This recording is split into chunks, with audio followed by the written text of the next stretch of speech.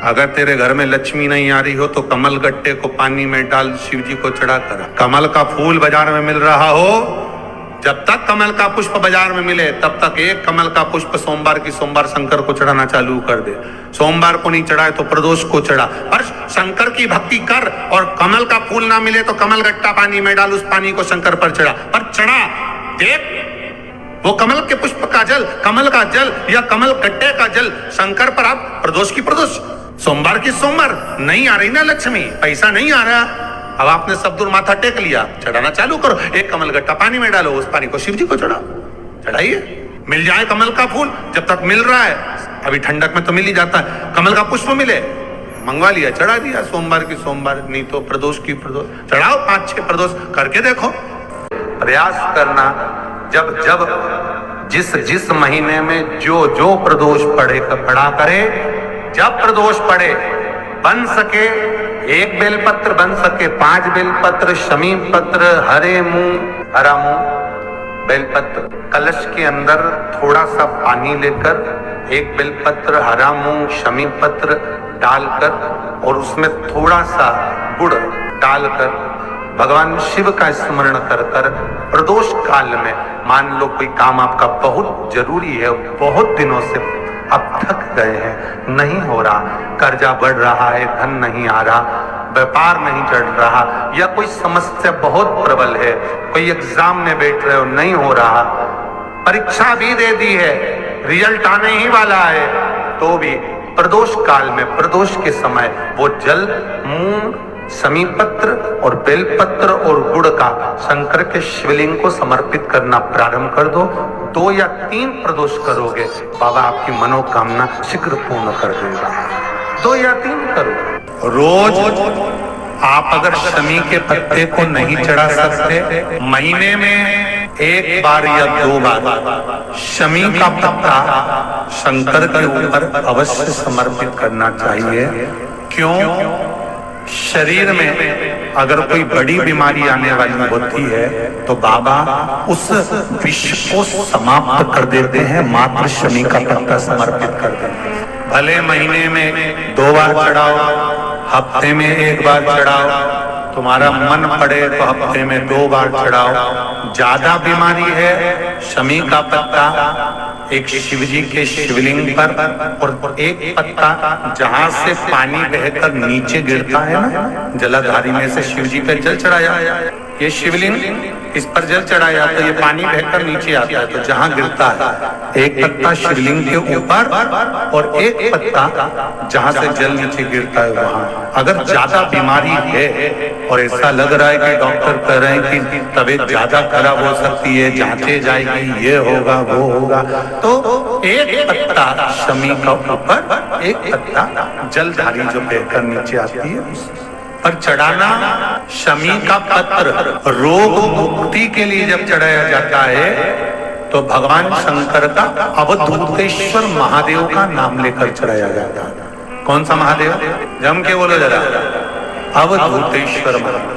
गाय के दूध का घी बनाकर उसकी 1 उंगली घी की अशोक सुंदरी वाली जगह पर लगाकर, जो व्यापार नहीं चलता हो, दुकान नहीं चलती हो, अशोक सुंदरी वाली जगह पर घृत लगाकर घर के दरवाजे पर या व्यापार के द्वार पर उस उंगली को लगा देना चाहिए।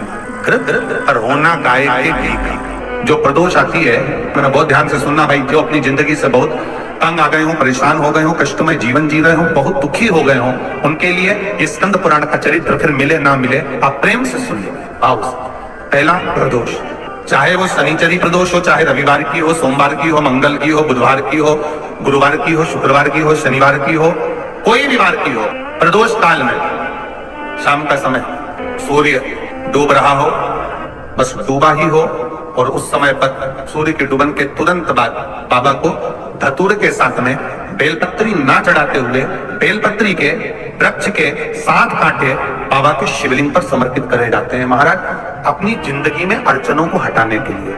फिर आप जिस व्यापार में उतरे, जिस व्यवसाय में उतरे, जिस नौकरी में उतरे, आप दिल से करें, आपको तरक्की मिलेगी। आप हार नहीं सकते, नीचे नहीं आ सकते, उन्नति पर ही चढ़ेंगे। दूसरा, मध्याह्न का समय, मध्याह्न का समय दोपहर के ठीक 12 बजे, उस दिन भी धतूरे के साथ बाबा को 7 कांटे बेलपत्री के वृक्ष के समर्पित होते हैं मां। इसमें आप ये वाले जो कांटे हैं दोपहर 12 बजे वाले हैं, अगर कोई मदिरा पीने वाला हो, व्यसन में डूबने वाला हो, कोई जुआ खेलने वाला हो, कोई गलत वेश्यावृत्ति करने वाला या अपने मार्ग से विचलित कोई व्यक्ति है, उसके लिए भी ये कांटे बहुत काम आते हैं।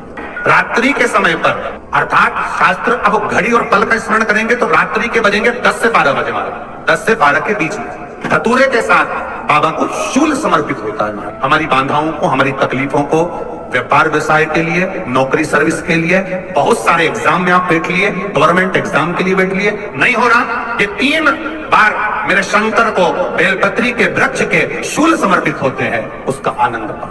गणेश जी को दुर्वा चढ़ती है, आपको पहले भी बताया। प्रयास करना 3 गांठ की दुर्वा होना चाहिए और उंगल कितना होना चाहिए?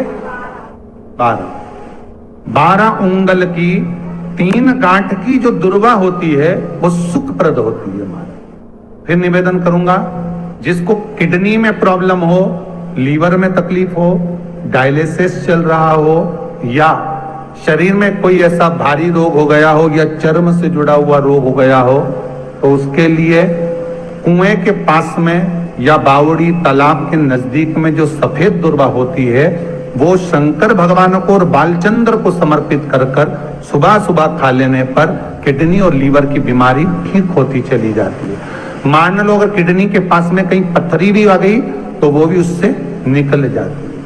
महाराज, दुर्वा का बड़ा महत्व है, उस दुर्वा का स्मरण मात्र आनंद सुख को दे देता। एक और चीज का ध्यान करें, दोपहर में 12 बजे शंकर भगवान पर मात्र 3 दुर्वा शिव को अगर समर्पित करते हैं, भगवान शंकर को चढ़ा देते हैं, तो भारी जो बीमारी होती है, जैसे किसी को लगता है कि मुझे कोई ऐसा बड़ा रोग नहीं हो जाए, कैंसर जैसा रोग नहीं हो जाए, किसी के दिमाग में ऐसा बैठा रहता है। जरा सी कोई बीमारी होती है ना तो उसको यही लगता है कि मुझे ये बीमारी होने वाली है। जरा सा कुछ होता ना तो उसको यही लगता है कि मुझे ये बीमारी ना हो रही हो। जरा सा कहीं गांठ भी शरीर में हो गई तो ऐसा लगेगा कहीं ये बीमारी ना हो जाए। कहीं पर अगर मान लो, कई बार ऐसा होता है कि तुम पराठे खा लेते हो, दूध पी लेते हो तो उससे सेहुए भी हो जाते हैं शरीर में, या कहीं कहीं सफेद चट्टे से पड़ जाते हैं थोड़े बहुत, तो ऐसा लगता है कि चमड़ी सफेद ना होने वाली हो। तो ऐसा कोई बीमारी तो उसको हर वक्त बीमारी का ही लगा रहता है, ये तो नहीं हो जाएगा, ये तो नहीं हो जाएगा, जरा सा कुछ हुआ ये तो नहीं हो जाएगा। तो जिस व्यक्ति को ऐसा भान होता है, भय होता है, उस व्यक्ति को